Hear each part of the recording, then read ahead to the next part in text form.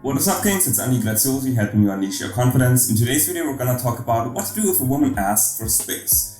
And this is kind of a different context. You might expect that a woman asks you for space if you've been dating for a long time. You've probably been a couple already. You've been in a relationship. She's basically your ex and she's asking for space.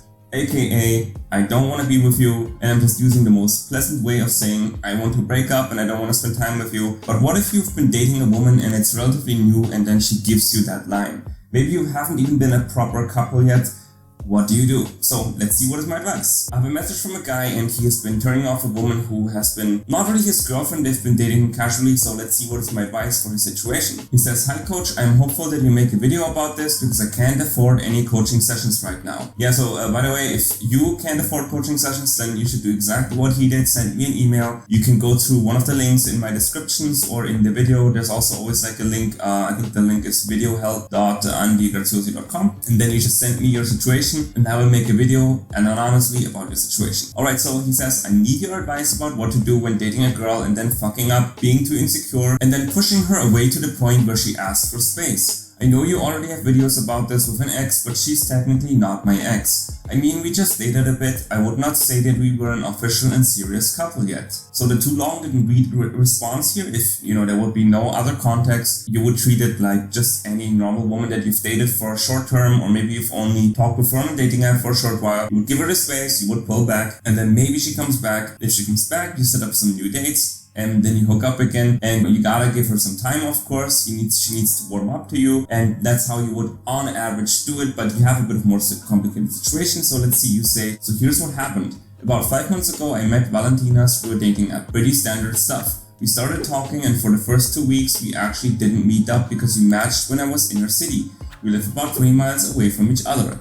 So for about 2 weeks, we were just chatting and everything was good. So the connection was definitely there." So one thing that you have to recognize, by the way, because this is going to be relevant for this video, for the situation later on, is the reason why this worked so well was because you were living in a different city, right? And you couldn't see each other. So you basically build up anticipation and she can't wait to see you. So then, of course, when she can't wait to see you, then you finally meet up. Of course, it's going to be a really great date. You gotta build up as an anticipation also in dating in general, until at some point the anticipation is so great that she wants to be in a relationship with you. Because when the anticipation is so high and she can't wait to be with you, and she can't wait to be in a relationship with you or to move in with you, that's when it is easy. You just basically suggest it, or she's going to suggest it most likely. You shouldn't suggest it. That was the wrong thing. I mean, sometimes you can suggest it, but 90% of the time, you just wait for her, you can tell that she wants it and she's gonna bring it up eventually. So it's all about that anticipation. Now, if you could feel that she's really into you and she really likes the thought, she would like the thought, then it would be okay to suggest it yourself. The problem is that sometimes you think that your anticipation, your emotions, the way that how you feel, are exactly how she feels about you. But this has been studied in research that women and men are different in how fast they actually attach, how fast they want to move in together, how fast they want to actually be a couple, how fast they want to say that they are in love with each other. And so you gotta be careful. You can't expect that what you're feeling as a man is the same thing that a woman will feel. So that's why it's typically better to wait for the woman to suggest it, because that's just the safer approach. So you then say, "It never felt forced, unnatural, or anything like that. Our dates were fun and we got closer really fast. So we were basically casually dating and we'd then see each other pretty much almost every weekend, and she was really into me. We started having sex and it really felt like we were a couple. The problem is that I pushed for a relationship too fast. Technically, I didn't push for a relationship, but I asked her if she wanted to move in together. That was after 4 months of knowing each other. We were sleeping with each other for about 2 months since then." So you basically used anticipation, you got to sex really quickly, she must have really loved it. The problem is, then you pushed for it too fast. Most likely she got the opportunity to choose the pace by herself. You've been talking, she likes it, then most likely, you can tell, maybe you suggested to meet up, but she gave you probably some signs. She chooses the pace. When she's ready, she meets up. Then, after meeting up, she chooses the pace again. She says, "Okay, now I am willing to meet up and have sex with you," right? So on the second date or on the third date, she makes the decision, she chooses, women choose. She then makes the decision when to actually hook up. So then the anticipation builds up, she wants to have sex. So now again, you would have to build up the anticipation for actually moving in together, and she would again do the choosing. Women always do the choosing. That's for the initial attraction, that's for the sex. That's also for moving in together or being in a relationship. But you basically didn't let her choose, you pushed her. And if as soon as you push her, she has no choice. I mean, basically, she can of course choose to move in with you, but if she doesn't want that, then she has no choice. She knows she has to say no, and basically she's forced into a situation that she doesn't want.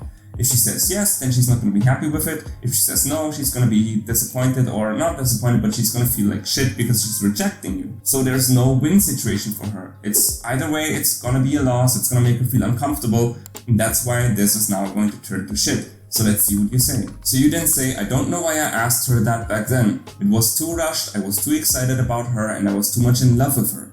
I didn't think this through, I was acting too much for my emotions, and she said that she thought that it was too soon and that she wanted to get to know me better first. That wasn't where things had really turned bad yet. She didn't say anything like, let's just be friends or whatever. She basically just said that she wanted to take things slowly, and I accepted it in that moment, but I guess something triggered in me when she said no, and I became insecure with her and started acting very beta male-ish around her. So before we continue, so you start to act beta male-ish, and now of course, that is going to turn her off. But the question is, you say that you don't know why you told that to her. Why did you ask her that? Problem is, you were too much in love with her, and you said this at the beginning of the message that it felt like you were a couple. So you were basically projecting too much of your emotions onto her. It's just like I said, you expected that your emotions are exactly hers. Of course, that is not the case. Now, I know in today's culture, moving in together seems like it's not really a big step, right? So, these days we have sex before marriage, we move in before marriage, and kids these days, they're starting to have sex at younger and younger ages. But if you think about it, this is actually a big step for a woman because, talking, then you have sex probably, or maybe you are in a relationship first, then moving in. What comes after moving in? It's probably either children or having a house together or getting married. So each stepping stone that you have with a relationship builds up to more commitment, to more responsibility. For a woman, that is a lot. Because let's be real, for a man, if you have children, for example, you could run away. A lot of guys, they just ditch women who are pregnant. For a woman though, if she gets pregnant, that is a huge step. Building a family is a huge step. And let's be real, moving in together, making it official, that is a big step towards having a family, towards all of the responsibility. And that's why women choose carefully. That's why they typically need a little bit more time to warm up. And so that's why then you thought, okay, everything's fine, we are like a couple, let's do this, let's move in together. But she wasn't quite there yet. Because subconsciously, it has a lot more responsibility attached to it. Because when a woman moves in with a guy, she knows subconsciously, okay, right now we're just moving in together, but now we're making this official, so what's going to be next? So I'm not saying that she's thinking babies right away, of course not. But she knows subconsciously, okay, we're getting closer, we're becoming a real couple, and every woman, most women, not every woman, but most women, they want to have a family. It's part of their dream. They would love to have children. They love relationships. They love children. They love to be nurturing. And so subconsciously, she wants this to happen, of course, in the future. So, she has to be really careful with this choice. And so, you pushing too soon was basically a turn-off for her because she wasn't really sure about it yet. And maybe she didn't know why she wasn't sure about it. But this is basically part of the reason. Now the problem is that you say you started acting very beta male-ish. So you say, I started to look for approval from her and that turned her off a lot. And after a while of her becoming more distant and not being very enthusiastic anymore when chatting with me and then becoming unavailable on one weekend, I could tell something was going on. I messaged her and asked her, hey, I can tell that something's weird between us. You seem a little bit distant. Is something wrong? And she replied and said that she wants us to take a step back and first be friends and get to know each other more. She said that she was feeling like she wasn't ready for a relationship and that she had to focus on her business, and she said she hopes that I understand that she needs some space to get her life priorities in line. I know that her business is new and still a work in progress, but I'm not stupid. That was an excuse for sure, but I didn't know how to respond to that, so I just said, oh, okay, I'm honestly a bit disappointed. I was hoping we could get to know each other more, but sure, I understand, let's just be friends. So clearly when she says that she needs to get her priorities or her business priorities or whatever in line, really, she's just getting a new guy in line. And you know it quite well, it was just a bullshit excuse. She's clearly been becoming distant and it had nothing to do with the business, of course. You know your actions It's not a coincidence that right when you suggest that and then you become a little bit insecure, all of a sudden she pulls back and now she wants to be friends. Now the problem is how you responded to it. It would be okay to say I'm disappointed or something like, oh man, that really sucked, I really liked hanging out with you, or I really like to be with you, but here look, I can't change your mind, so I was hoping we get to know each other more, but sure, I can't change that. But the problem is you said, okay, let's just be friends. So basically she puts you in the back burner into plan B, or not even plan B, probably plan C. If she wants to revisit this at some point, she can just say, hey, I don't want to be friends anymore. Now let's date. I fucked some other guys. It turned out I was wrong. You're actually better. So, she can just come back to the situation at a later point. And look, there's nothing wrong with coming back at a later point. We all do this, and women do it all the time, especially because they have more options than men. But, she gotta be real with herself, and she needs to also live with the consequence. If she doesn't want to be with you, then, well, just say it like this. You don't want to be friends. Let's be real. You don't want to be friends. You want to be in a relationship with her, and she knows it very clearly. So why would you give her like a half-baked thing? Either 0 or 100. You don't go for something in between, like a 20%, which is like, I guess, platonic affection, but no emotional, sexual, romantic affection. Why would you go for that? Of course, you don't want to go for that, so why would you give it to her? So anyway, you wrap it up by saying, the question that I have for you is whether you think that there's any chance that she'll change her mind and come back. Right now, I can't really do anything but give her space that she asked for. She has no interest in even dating me right now. It really sucks because everything between us was great. I just pushed for exclusivity and being a legit couple too soon. I don't know if this is something that can be fixed, but what's your take? Another one bites the dust. Is this a dead end and I should accept it? And if not, what do you suggest should I do? I'm actually not sure if I should stay friends with her, and if so, to what extent do I do it? What if we are just on very limited contact where we barely talk, so she gets to miss me? Thank you for your advice. Well, you don't have to be friends to be on limited contact. Look, you can tell her very clearly what you want. Sorry, that doesn't work for me. I really liked you, and I think you could tell that I liked you, and I don't know why you can't make this work, and why we can't be a couple, or why we can't at least spend more time together while you're figuring out your business.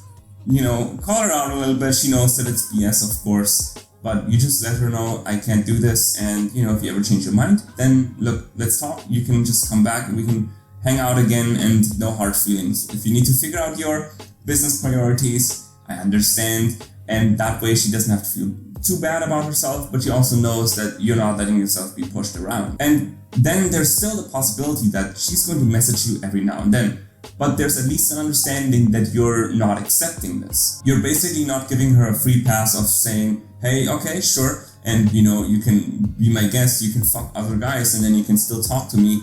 No.